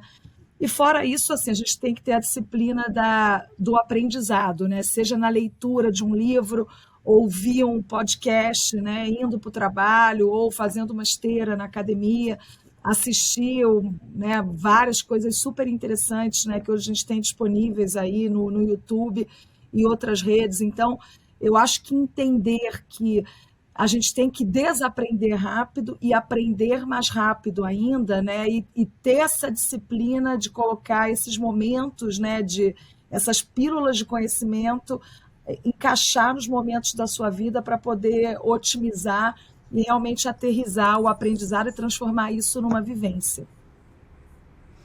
Muito, muito legal. Bom, passou muito rápido, a gente está no final da nossa conversa. Eu aprendi muito com vocês, mas eu não poderia terminar esse papo sem fazer uma última pergunta. Eu tô aqui, gente, olha que privilégio. Eu tô conversando com 2 mulheres presidentes de grandes empresas. É um privilégio para mim, e eu imagino que para vocês que estão nos assistindo aqui no chat, também é motivo de muita inspiração. Eu trabalhei com uma delas e é minha mentora inspiradora também. E eu quero fazer essa última pergunta para você, Ana, e para você, Cláudia, que tem muitas mulheres que estão assistindo a gente aqui, que estão começando carreira, que estão na transição de uma carreira técnica para uma carreira de gestão. Que insight vocês dariam para essas mulheres, né? Que tipo de conselho vocês dariam para essas mulheres que elas sentem na mesma cadeira que vocês, para que elas almejam um dia ser a Ana, um dia ser a Cláudia? O que vocês poderiam compartilhar para a gente fechar essa conversa? Começa com você, Ana. Primeiro, eu queria dizer para vocês que estão aqui escutando a gente que é muito possível. E a cadeira, ela não é uma cadeira impossível quando a gente fala no momento da mulher de ser mãe, esposa, profissional. É uma cadeira que dá para conciliar. Eu tenho um filho de 11 anos, o Rafa, um marido incrível e tenho uma vida... Hoje, a gente não fala que a gente tem equilíbrio, né? A gente tem momentos. E é muito, muito importante a gente chegar, né, nesse desenvolvimento e olhar essa cadeira com uma rede de apoio. Eu não cheguei sozinha, né? A Cláudia mencionou o tema de network. Eu tenho um mentor há 22 anos que me ajuda muito nas decisões de carreira, uma pessoa que entende o que me move profissionalmente mesmo, o que me faz feliz, me ajuda muito. Mas uma rede de apoio em casa, de pares, do teu chefe, né? Eu tenho um líder hoje, o Beto Funari, CEO de Alpargatas, que é uma pessoa que é assim um grande motivador de diversidade, de mulher em liderança. Então, ele me instiga, me apoia. Então, buscar essa rede é muito, muito relevante. E acreditar que você pode, né? Acredite que você pode. Quando você está um pouquinho na dúvida, você conversa com alguém, uma mulher puxa a outra também, né? Então, é isso. Acredita que você pode, encontra esse caminho. Estou à disposição também, me chamem pelo LinkedIn. Eu acho que é uma jornada e eu nunca imaginei que eu ia estar aqui, assim. Então, é uma jornada e eu adoraria ver muitas e muitas mais mulheres sentadas nessa cadeira de presidente, de CEO. Acho que o mundo seria, acho que, mais doce, sabe? Total, então, concordo. É isso. Muito bom, muito bom. Você, Cláudia?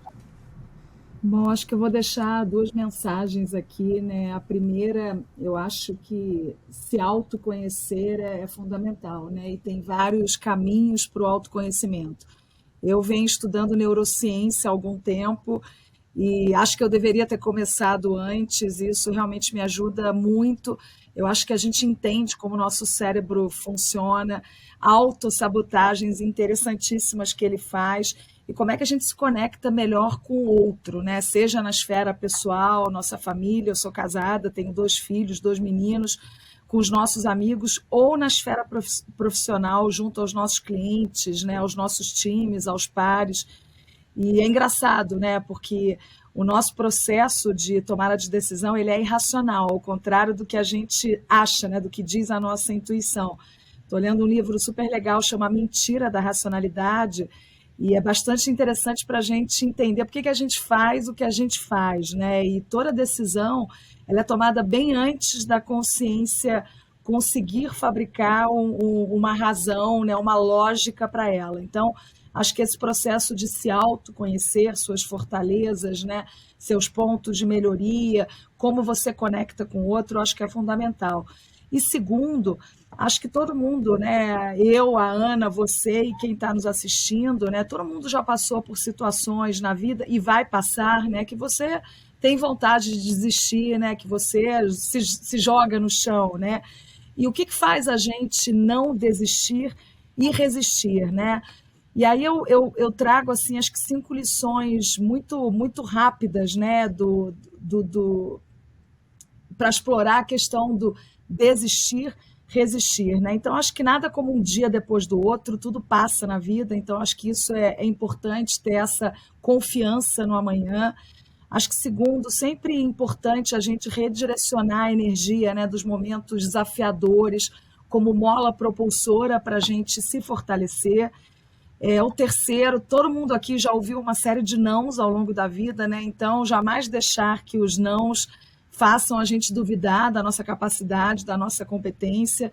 O quarto ponto, a Ana comentou, é ter redes de apoio e confiança, acho que isso é fundamental, e quanto mais diversas, melhor. Então, nada de rede só de mulheres, acho que rede de mulheres, redes diversas. Eu estou estudando filosofia agora, então tem um grupo também de filosofia. E acho que o último, e talvez o mais importante, é que os problemas existem, né? E, na verdade, o que define a gente no final do dia é a forma como a gente trata e interage com aquela situação.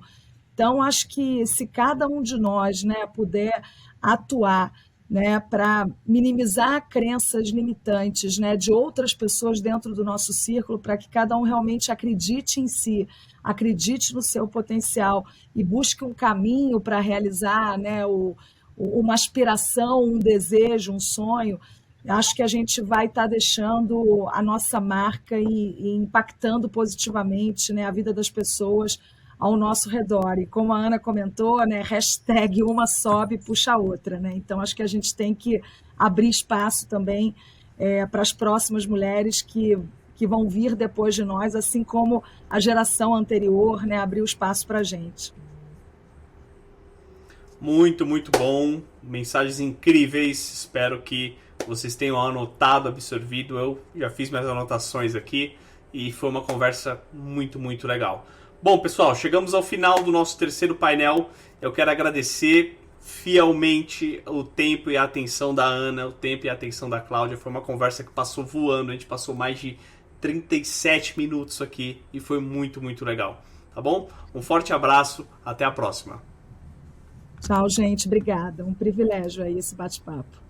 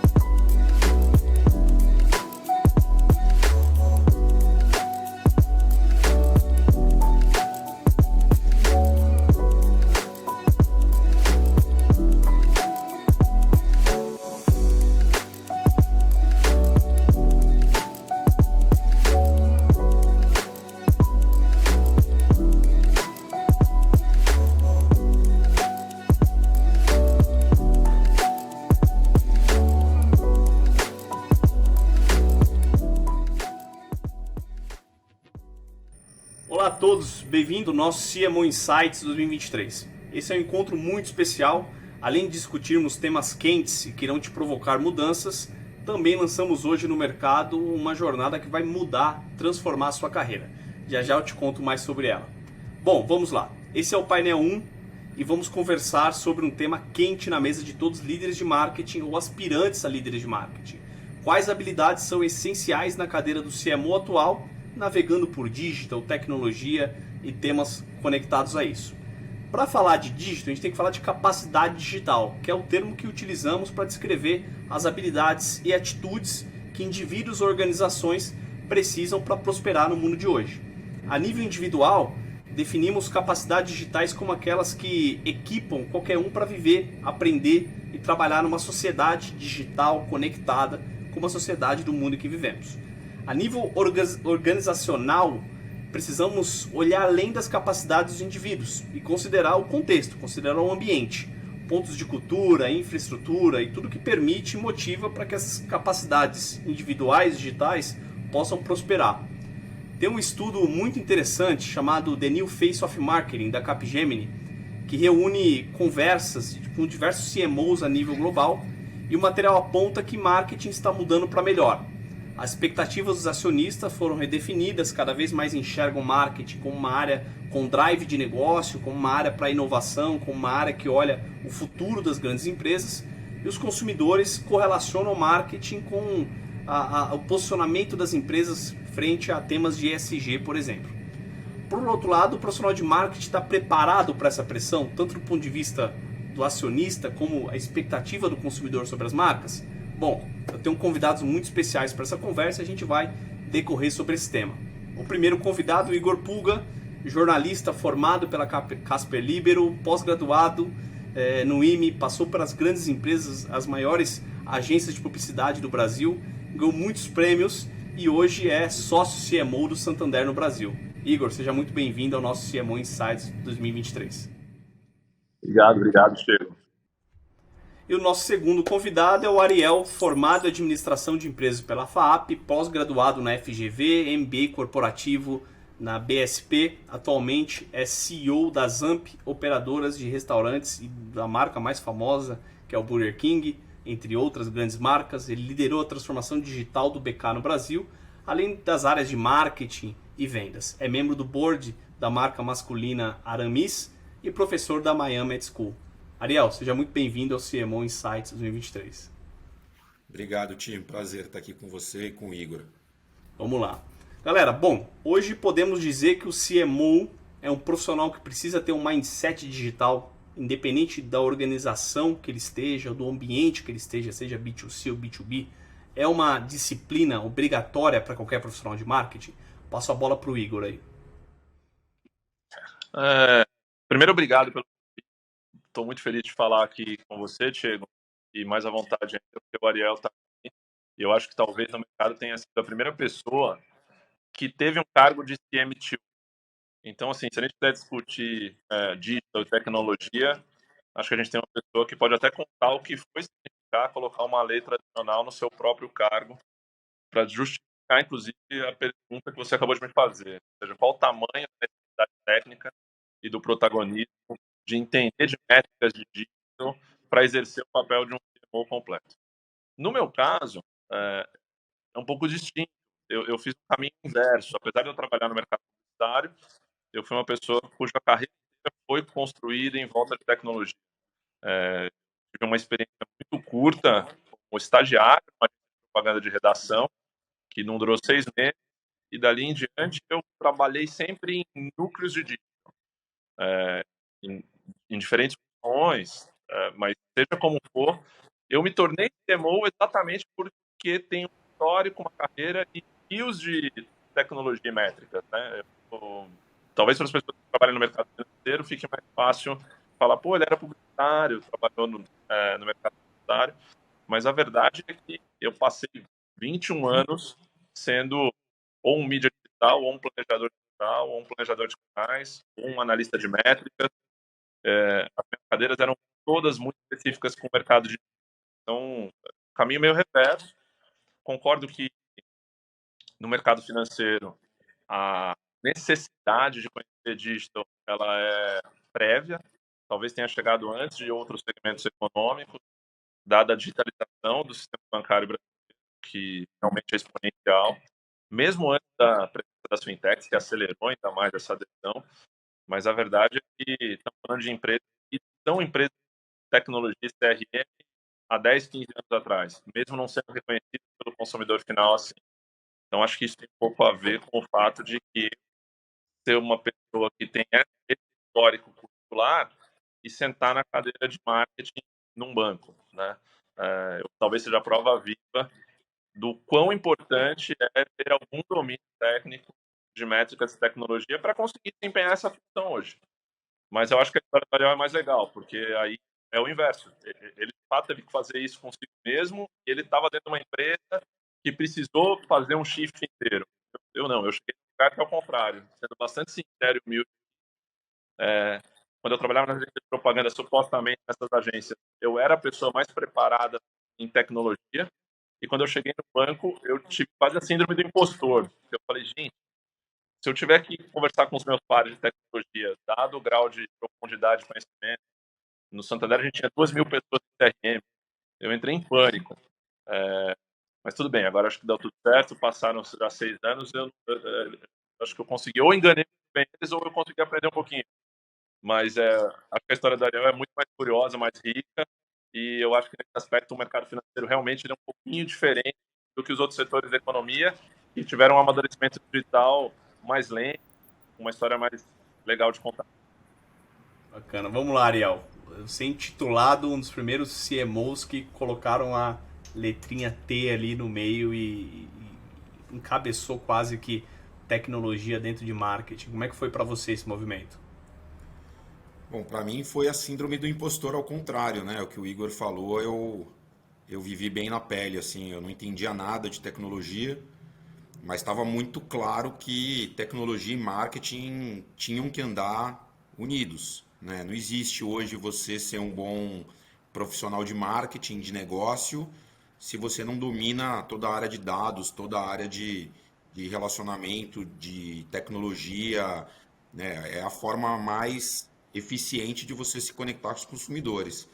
Então, a gente acabou optando há 3 anos atrás de juntar a área de tecnologia da companhia com a área de vendas e marketing, e eu acho que a gente acabou se dando muito bem, né? Acho que a gente focou muito na transformação digital, primeiro do lado do consumidor, que é o que a gente chamava aqui internamente de Go Digital, né? E a própria Accenture usa essa terminologia, né, para separar como é que você vai digitalizar a experiência do consumidor.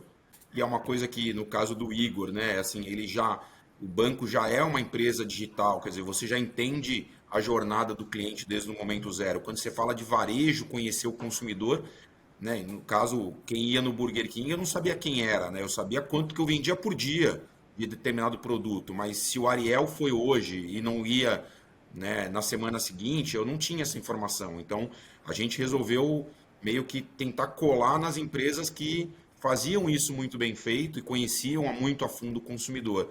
Então, no fundo, o que a gente está dizendo aqui, Diego, é que fazer marketing é você interagir com o consumidor da melhor forma possível.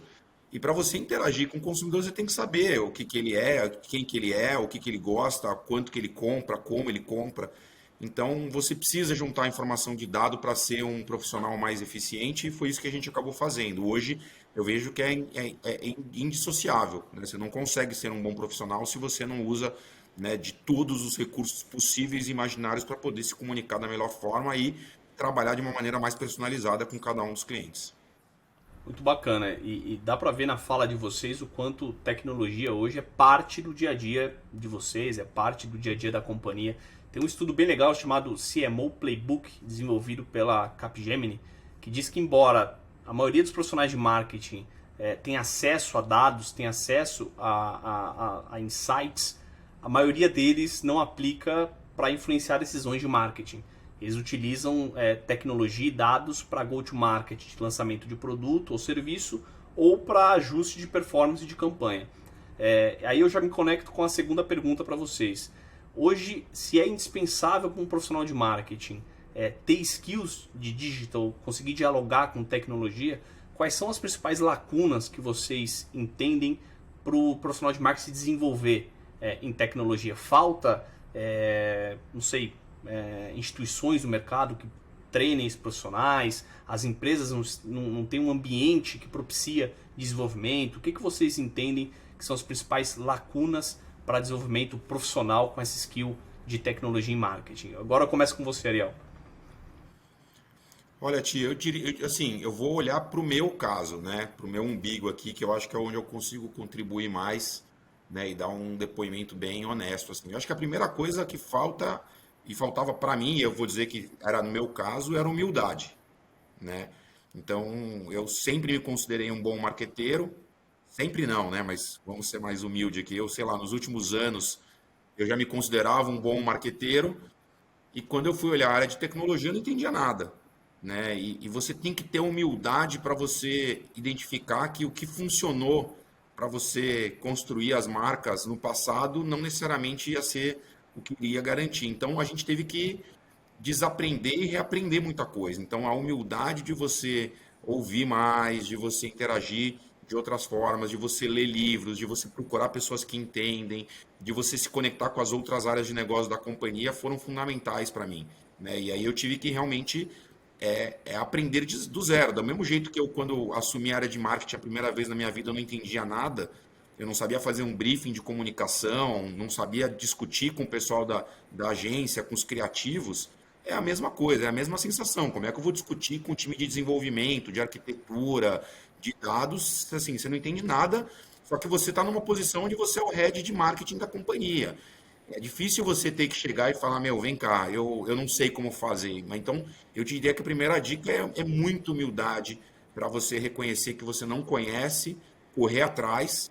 E hoje eu acho que é isso. Quer dizer, todas as áreas que estão surgindo, elas estão surgindo e estão encerrando muito rapidamente, né? Eu vou dar um exemplo aqui, não me peguem mal, mas a gente estava discutindo sobre o papel do Scrum Master, por exemplo.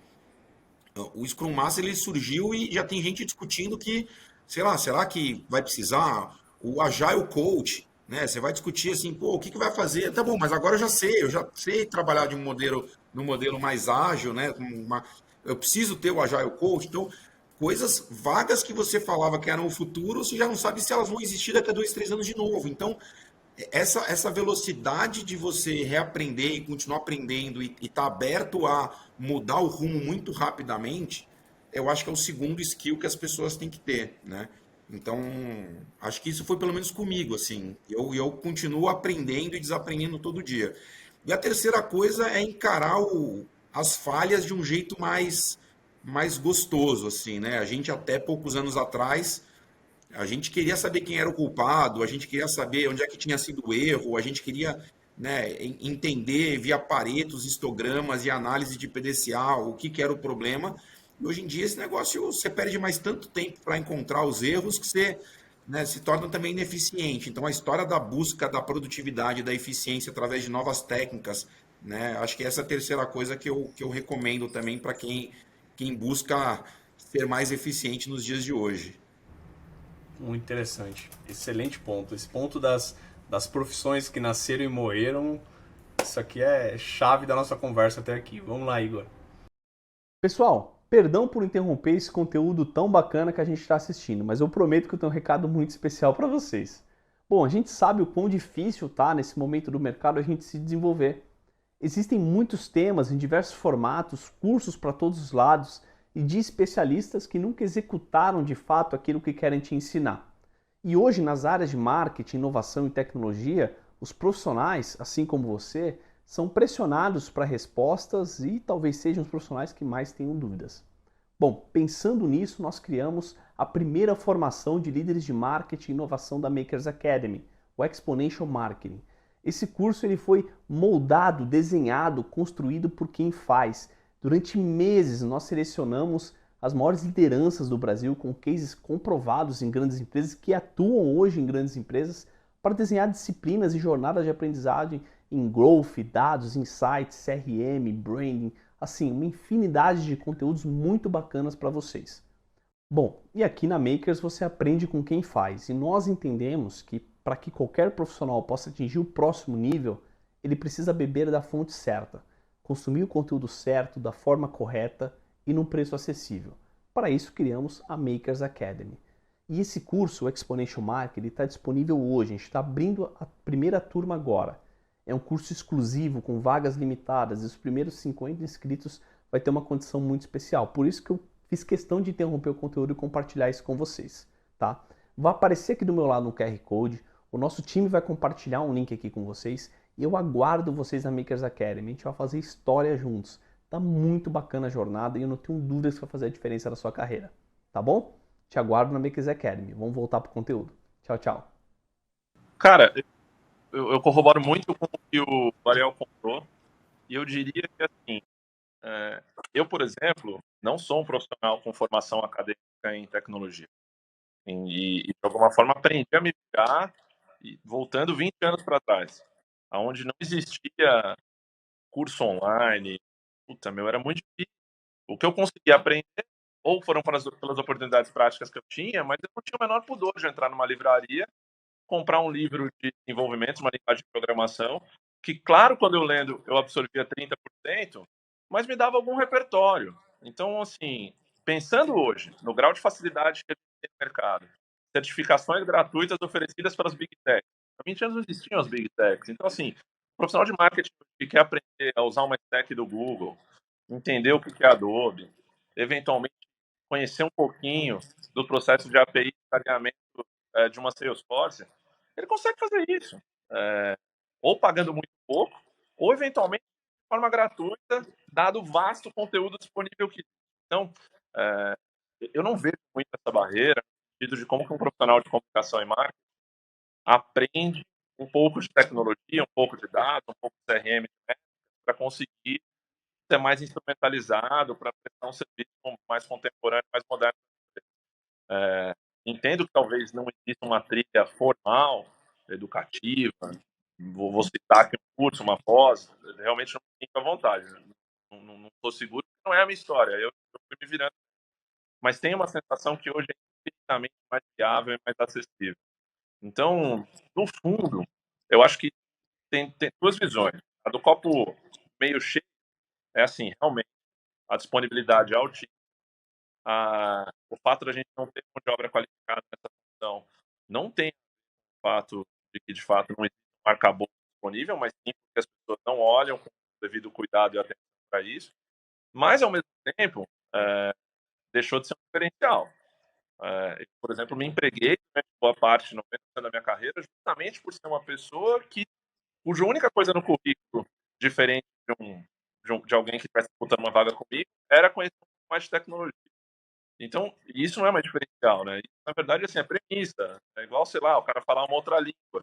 Você já cancela a pessoa se ela não tem o mínimo de experiência com isso, em qualquer nível hierárquico. Então, assim, tem uma oportunidade na mesa? Tem, porque as pessoas ainda têm um baixo grau de interesse, baixíssima profundidade. Quem fala que sabe, muitas vezes não se aprofundou. A possibilidade desse aprofundamento, eu acho que ela é super democrática, como eu mencionei. Tem mais a ver com o esforço próprio do que com recursos em si. Agora, não há mais espaço. E aí eu acho curioso isso que o Ariel estava contando, né? De Scrum Master, de Agile Coach. Eu tenho até um certo constrangimento. Se eu tiver que explicar os cargos que eu tive nas agências que eu trabalhei, eles não existem mais. É constrangedor. Ou seja, a última agência que eu trabalhei, eu era um vice-presidente de integração e inovação. É o cúmulo do supérfluo. Assim, uma agência que não é nem integrada nem inovadora tem que fechar a porta. Então, por que tem um desgraçado que tem essa cadeira? É uma coisa completamente absurda. Portanto, não tem mais reserva de mercado para quem supostamente acha que tem um pouco de tecnologia no marketing, portanto, vai ter mais empregabilidade, mais sucesso. Agora, eu acho que, nesse momento, há oportunidade no sentido de que as pessoas ainda continuam muito rasas e falta mão de obra que seja qualificada. E aí, eu não sei a natureza da audiência que vai estar ouvindo isso, mas fica uma dica. Eu tenho a sensação que um volume significativo de profissionais oriundos de tecnologia entenderam essa oportunidade e estão estudando comunicação e marketing. Então, eu olho para a minha equipe, naturalmente algumas vagas são preenchidas por pessoas que estão fazendo a jornada reversa. E são mais dedicadas, são mais disciplinadas, Então, infelizmente, elas estão roubando as vagas das pessoas que originalmente vieram do nosso mercado. Então, fica a dica. Eu acho que se não existe um movimento de conscientização de quem trabalha do lado de cá, invariavelmente, se a gente fizer essa conversa daqui a 5 anos, a gente vai falar que a atribuição de marketing pertence a pessoas que são formadas em tecnologia. Pode acontecer. Não estou fazendo nenhuma prevenção, mas é a natureza do perfil das pessoas que hoje acabam passando nos processos de seleção de marketing. Acho que tem uma coisa para mim, com base no que o Igor falou, que me vem à cabeça aqui que é importante pontuar, que tem uma coisa que não muda no nosso business, que é a importância da criatividade, né? Então, assim, eu acho que qualquer pessoa que tenha, né, como visão a importância da criatividade como uma das coisas mais relevantes do nosso business, porque assim, a pessoa está sendo impactada ainda mais do que era 3 anos atrás. Quer dizer, eu fico vendo meu filho, minha filha, assim, né? São 3 telas, 4 telas ligadas ao mesmo tempo. Meu filho agora estava com. Ele trabalha com 2 telas, cada uma com uma coisa diferente, tem a televisão, tem o celular. Então, assim, para você conseguir chegar à mensagem, assim, a criatividade vai continuar sendo um fator muito importante. Então, eu acho que se você está procurando uma pessoa para juntar, e o Igor estava falando muito sobre talentos, né? Assim, talento é um diferencial, quer dizer, você ter pessoas talentosas e que acreditam na criatividade como um diferencial competitivo, isso, na minha opinião, não vai mudar. O que vai mudar é a forma como você vai fazer, e a tecnologia ela é um meio, né? Assim, você não tem que contratar porque é legal fazer tecnologia, você vai usar a tecnologia para alguma coisa. Na hora que você consegue ter pessoas talentosas que usam a criatividade como diferencial competitivo, né, você está com metade do caminho andado. Excelente. Isso me conecta à próxima pergunta, né? Como equilibrar, então, a criatividade com tecnologia em todos os stakeholders da área de vocês? Como cobrar a tecnologia da agência sem perder o elo criativo da agência? Como tornar o seu time mais tecnológico sem perder também o go-to-market, a sacada ali do seu time? Então, como equilibrar os dois pontos se a gente vive num momento hoje que só se fala de tecnologia e digital dentro das reuniões de marketing, as reuniões de brainstorming? Como que você mantém isso dentro do Santander, Igor? Cara, eu gosto muito do que o Ariel acabou de mencionar. Eu acho que essa coisa de ser mais tecnológico ou ser mais criativo é um blend tão absolutamente invisível, Diego, porque no fundo a gente está aqui para gerar resultados de negócio. Qual vai ser o vetor? Qual vai ser a ferramenta? Aonde a gente vai tomar risco? E se o diferencial vai estar concebido porque, nossa, isso aqui é tão tecnologicamente impecável que não é commodity, a ponto de ser diferente da concorrente, posso apostar. Se tecnologicamente, no meu caso, o mercado financeiro é tudo comoditizado, compulsoriamente eu preciso ser criativo, né? E aí vai para o que o Ariel estava mencionando. Tecnologia aqui não distingue o processo de seleção hoje que você escolher um serviço bancário, né? Ao contrário, ela faz com que você tenha rejeição e repulsa a uma marca. Mas assim, isso aqui é melhor, mais rápido. Hoje desaparece. Então, como que eu faço essa distinção? No fundo, tecnologia hoje, no banco, não é um critério de sucesso de negócios, é um critério de qualidade e retenção das pessoas e satisfação. Ela precisa ser invisível. Assim, não existe esse KPI, o quão tecnológicos somos. Essa é uma conversa maluca de B2B que nós estamos tendo aqui nessa live. Né? Isso não é compatível para o cidadão comum que está lá na ponta. Então, eu tenho uma visão assim, meio ambidestra. Acho que o que importa mesmo, e aí podemos perguntar para um CEO, que agora tem, né, a batuta do PNL, do balanço inteiro de uma empresa de capital aberto, o que ele acha, mas eu tenho uma visão muito pragmática nesse sentido. Assim, a gente tem metas, a gente precisa cumprir essas metas são quantitativas, sempre em relação à venda, e aí vai da capacidade estratégica e tática do executivo de saber, cara, que precisa de mais tecnologia ou de mais criatividade para atingir aquele objetivo. E não tem regra, sabe, Diego? Assim, para cada job, para cada segmento do mercado, para cada situação, você tem um blend diferente das duas coisas, né? Esse é o jeito que eu enxergo.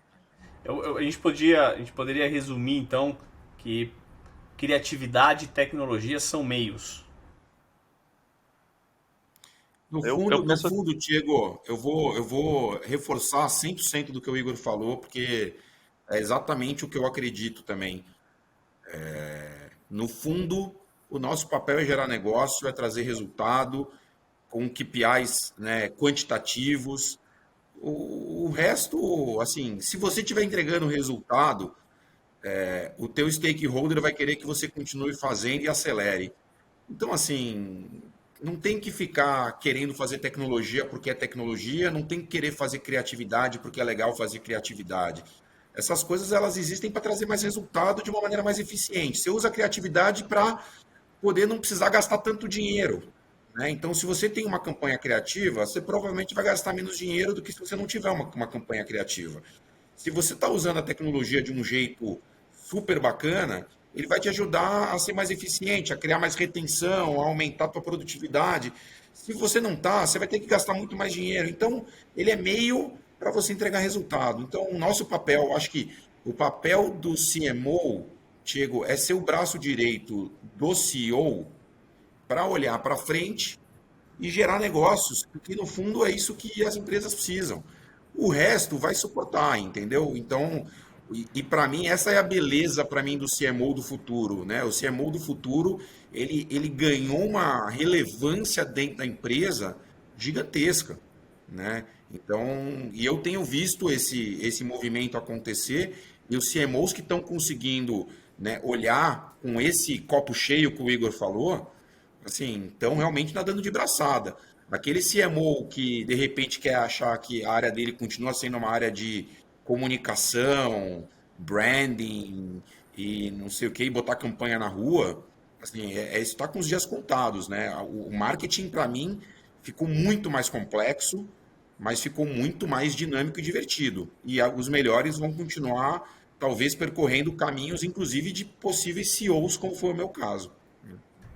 Interessantíssimo, Ariel. Eu já emendo com uma outra pergunta para você aí, já pegando um gancho disso. O profissional, o que você enxergava de marketing quando você começou a operar marketing, com o que você enxerga de marketing hoje mudou muito profissionalmente para você? Aquele Não. Ariel lá de trás, o Ariel de hoje? Acho que essa é a pergunta que as pessoas estão me fazendo, assim, né? Tipo, o quanto que eu vou, como CEO, começar a de alguma forma, tolir a criatividade, a ousadia. E pelo contrário, assim, eu sempre acreditei nisso e eu vou continuar acreditando. É óbvio que sempre levando em consideração o que é o melhor para o consumidor, o que é o melhor para a empresa, mas não, Tia, eu continuo acreditando na criatividade e na ousadia como diferenciais super relevantes, como uma forma de ser mais eficiente na forma de interagir com o consumidor. Vou continuar acreditando até que me provem que não funciona, mas assim, eu tenho muita convicção que é o caminho. Eu vejo o caso do Igor, por exemplo, no Santander. Ele disparado tem muito menos dinheiro do que Bradesco e Itaú, e a criatividade que ele consegue imprimir nas campanhas, na forma como ele consegue posicionar o Santander aqui no Brasil, você provavelmente vai achar que os três bancos são de tamanhos iguais, praticamente, né? E, na verdade, o Santander não deve ter, sei lá, um terço do dinheiro de que esses bancos grandões. Então, assim, esse é o papel da criatividade. Você olha e fala, cara, o Santander no Brasil ele é tão grande quanto o Bradesco ou mais. Então, assim, continua funcionando e aqueles que tiverem métricas importantes de mensuração de resultados vão ver que isso é uma realidade. E eu repasso para você, Igor. Você trabalhou nas maiores agências do Brasil, em cargos de liderança dessas agências, você drivou muito do sucesso dessas agências. O Igor, que começou a pensar marketing, trabalhar em marketing há anos atrás, do Igor de hoje, o que mudou na sua cabeça sobre a visão de marketing? Cara, eu sou muito parecido com o Ariel. Na verdade, o que aconteceu quando eu troquei o lado do balcão foi, na verdade, eu ter instrumentalização e caneta para conseguir fazer o que eu acreditei a minha vida inteira. Eu não acho que eu fui corrompido, poder, valores, o que eu acreditava. A questão é que quando você trabalha com um prestador de serviço, por mais que ele seja próximo, estratégico, confidencial, você tem um limite da responsabilidade que você está fazendo, né? Você, no fundo, é um consultor. Você recomenda, você executa, você é cúmplice no processo, mas o processo decisório sempre vai ficar na ponta do anunciante. O que eu tentei fazer com coerência da história da minha vida profissional foi que, putz, eu não vou revogar tudo que eu tentei vender a vida inteira, agora que eu tenho a possibilidade de aprovar.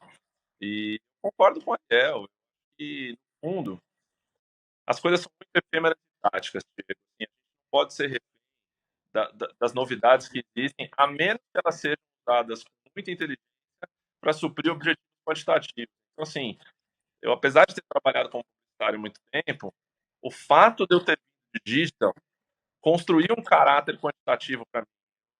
Meu primeiro job que eu tive que aprovar, ainda que fosse há muito tempo, em 1999, já tinha uma meta de clicar num banner. Nunca foi subjetivo, foi legal, bonito, as pessoas gostaram, não gostaram. Essa história de medir, ela existe no DNA e na gente, quem trabalha com digital. Então, eu não senti essa barreira. E essa relação, assim, de ser criativo, de otimizar, e de tentar suprir o espaço do budget que o Ariel contou, que é muito a nossa história. E, assim, by the way, é muito curioso contar isso, porque eu fiquei feliz que ele mencionou e tal, e nossa verba é um quarto, não chega a um terço. E o jeito que a gente conseguiu construir internamente uma cultura para que o board do banco tomasse o risco de ser criativo, esticando a corda, tinha a ver com a história de uma marca que existia no Brasil que chamava Burger King, que é muito semelhante. Não tem a dimensão da proporção do orçamento versus McDonald's, mas também deve ser uma ordem de grandeza desse tamanho, e era infinitamente mais interessante, tinha um recall infinitamente mais alto, crescia em pistas infinitamente maiores, conversava com um público que nos parecia muito mais inteligente, porque o público do concorrente do Ariel estava envelhecendo, era uma história chata, de 30 anos, né, com margarina. Então, por incrível que pareça, é muito obrigatório você ter referências externas para conseguir imprimir um jeito de trabalhar. O que eu tive que aprender, a única mudança que eu queria sublinhar, é que enquanto eu fui publicitário, a gente usava sempre referências do setor. Então, assim, o seu concorrente aumentou o dinheiro, o seu concorrente fez esse movimento, ele lançou isso e tal. De repente, eu saí da carreira de marketing e eu tive que construir um caminho, um business plan, que nunca foi baseado nos meus concorrentes. Foi baseado em exemplos positivos de uma série de marcas que não são do mercado financeiro. E eu nunca tinha feito isso em agência de propaganda. Não é esse o modus operandi. Então, estou contando essa história do Burger King, porque realmente o Burger King era o nosso reason to believe. Se esses caras conseguem, a gente também pode conseguir. E para não ser, inclusive, hipócrita, parece que eu estou falando aqui na frente do Ariel, ele sabe. Uma vez eu ganhei um prêmio no mercado publicitário e eu subi no palco e a primeira coisa que eu falei, pô, eu estou muito feliz de estar aqui, porque, cara, uma marca que é underdog, que é challenger, é o Burger King. Falei em cima do palco olhando para ele, legal, a gente chegou aqui com o Santander, tentando ser a versão da Shopee do Burger King. Vamos fazer a mesma coisa, pô. Então, acho que esse ponto é muito importante.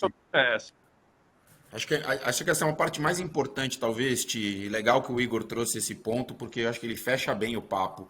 No fundo, nós estamos falando sobre mindset, é sobre cultura, é sobre talento. De novo, não é sobre a tecnologia em si. No fundo, assim, essa mentalidade que é a mentalidade digital, ela é mais importante do que a tecnologia. Acho que é isso, assim, é isso que as pessoas têm que entender. Assim, não é sobre tecnologia, é sobre mindset, é sobre uma cultura, é uma forma de você, né, pensar diferente. Então, no momento que o Igor fala assim, cara, eu não vou concorrer por aqui, eu preciso me espelhar em outros negócios, eu preciso mudar a forma, eu preciso ser mais ágil. É o mindset digital. Então, assim, as pessoas ficam muito preocupadas que elas querem, né? Elas chegam e falam, preciso fazer um briefing sobre tecnologia. Não existe um negócio desse. No fundo você precisa encontrar a cultura, o mindset correto, a cultura correta para você navegar no mundo digital. Né? Então, dito isso, a solução não é a tecnologia, a solução é você mudar a forma de operar. Né? E, de novo, o varejo vai acabar, não vai mais existir agências bancárias, Não vai existir mais Burger King, lojas, né, restaurantes do Burger King físico. Agora ninguém. Gente, assim, essas coisas aí, a gente tá cansado de ver esses Nostradamus ali falando coisas que realmente não vão acontecer. O que vai acontecer é você vai mudar a sua forma, né? Você vai entender que o teu negócio mudou, você precisa ter humildade para reconhecer isso e você precisa se adaptar. E aí, se você entra com a mentalidade ágil, é sobre a cultura, é sobre a forma como você transforma a empresa. Então, se você consegue ir de novo, e eu não estou falando de squads, também não me entendam mal. A minha empresa está toda em squads, então eu sou uma empresa digital, a minha empresa não está em squad, então a minha empresa não é digital. Não é sobre squads, as pessoas confundem. Tem áreas que não vão virar squads nunca. Então, assim, talvez algumas tenham, né? E talvez isso seja um negócio, mas de novo, é sobre a mentalidade, é sobre o mindset, é sobre a cultura, é sobre a cabeça. Eu acho que é isso que as pessoas precisam entender. As pessoas querem receitas para tudo, né? Receitas de como ser um profissional de sucesso, receitas de como criar uma empresa digital, pegando coisas prontas e tentando aplicar num cenário completamente diferente. Bom, gente, chegamos ao fim do nosso bate-papo. A gente passou por cultura, a gente passou por mindset agora no final. Falamos de tecnologia e criatividade como meio. Falamos de acesso à informação e quanto hoje ser tecnológico de forma de conhecimento, de mindset, é uma premissa básica para qualquer profissional de marketing. Enfim, o painel foi incrível, passou muito rápido. Eu quero agradecer o Ariel e agradecer o Igor por essa conversa muito bacana e certamente gerou muitos insights para todo mundo que está aqui no chat conectado com a gente. Ariel, obrigado pela sua atenção e pelo seu tempo. Igor, obrigado pela sua atenção e pelo seu tempo, amigo. Tchau, tchau, gente.